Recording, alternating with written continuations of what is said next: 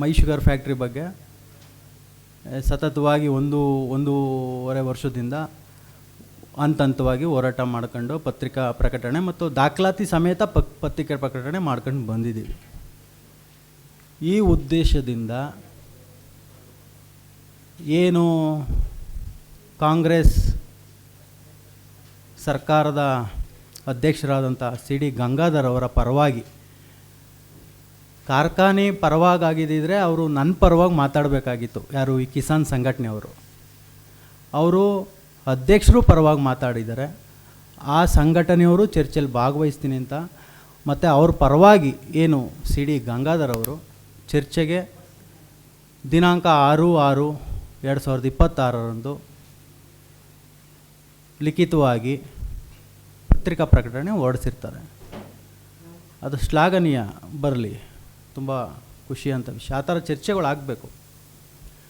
ನಂತರ ಅವರೇನು ಹೇಳ್ತಾರೆ, 12ನೇ ತಾರೀಕೊಳಗೆ ಏನೇನು ನಿಮ್ಮ ಪ್ರಶ್ನೆಗಳಿದೆ ನೀವು ಲಿಖಿತವಾಗಿ ಕೊಡಿ ಅಂತ ಹೇಳಿದ್ದಾರೆ.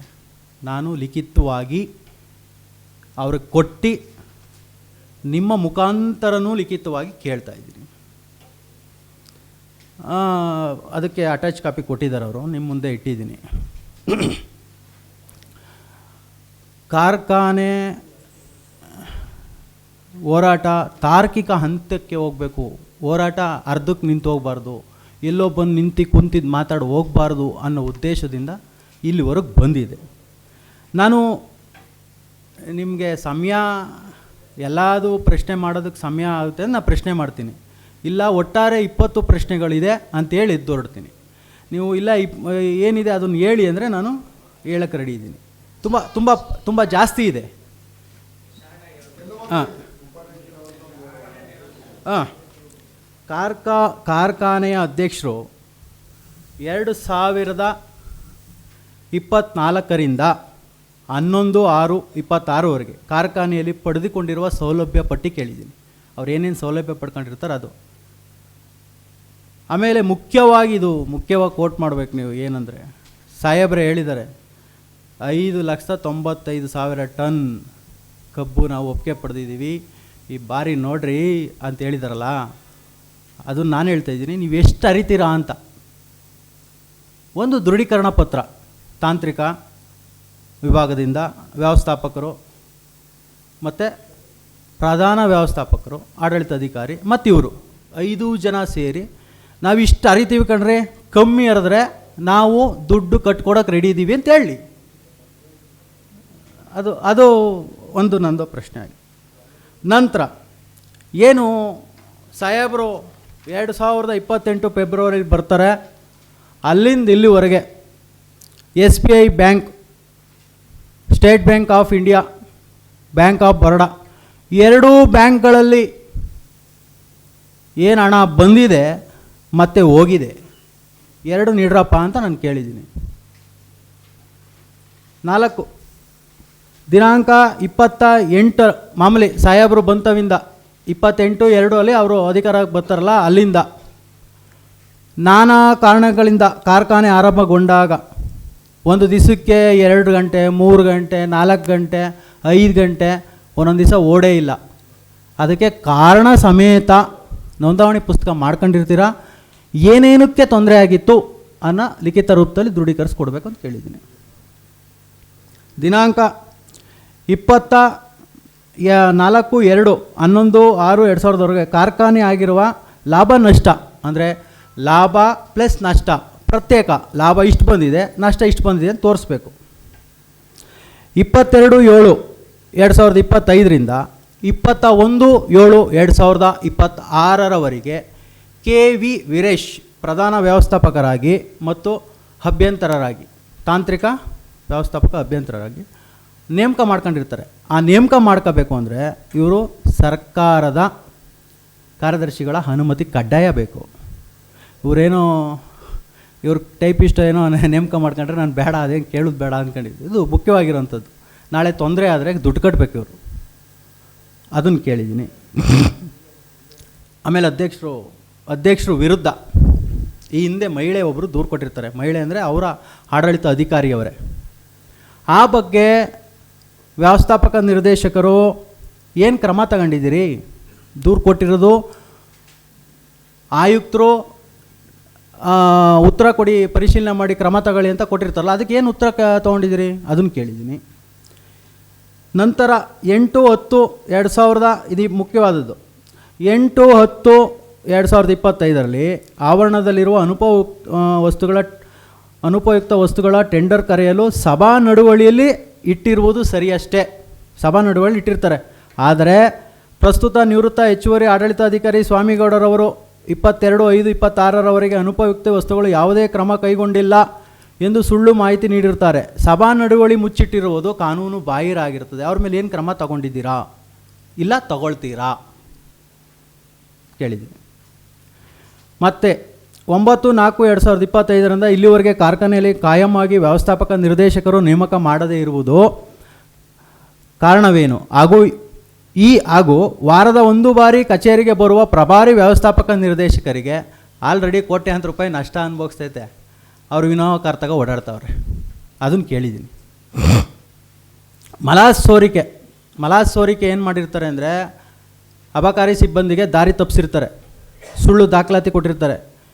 ಅವ್ರು ಬರೋದಕ್ಕೆಲ್ಲ ನೀರಲ್ಲಿ ಕ್ಲೀನ್ ಮಾಡಿಬಿಟ್ಟಿರ್ತಾರೆ. ಅವ್ರು 7 ಟನ್ ಅಂತ ಬರ್ದು ಕೊಟ್ಬಿಟ್ಟಿರ್ತಾರೆ. ಆಮೇಲೆ ನಾನೇನು ಮಾಡ್ತೀನಿ, ಯಾವುದೋ ನಿಜಲಿಂಗಪ್ಪ ಅವ್ರದ್ದು ಮೈಶುಗರಿಂದ ತನಿಖೆ ಮಾಡಿ 20 ಟನ್ ಆಗಿದೆ ಮೇಡಮ್, ಬುಕ್ಕೆಲ್ಲ ತಿದ್ದುಪಡಿ ಆಗಿದೆ, ಮತ್ತೊಮ್ಮೆ ಪರಿಶೀಲನೆ ಮಾಡಿ ಅಂತ ನಾನು ದೂರು ಕೊಟ್ಟ ಮೇಲೆ ಆ ಬುಕ್ನ ಪರಿಶೀಲನೆ ಮಾಡ್ತಾರೆ.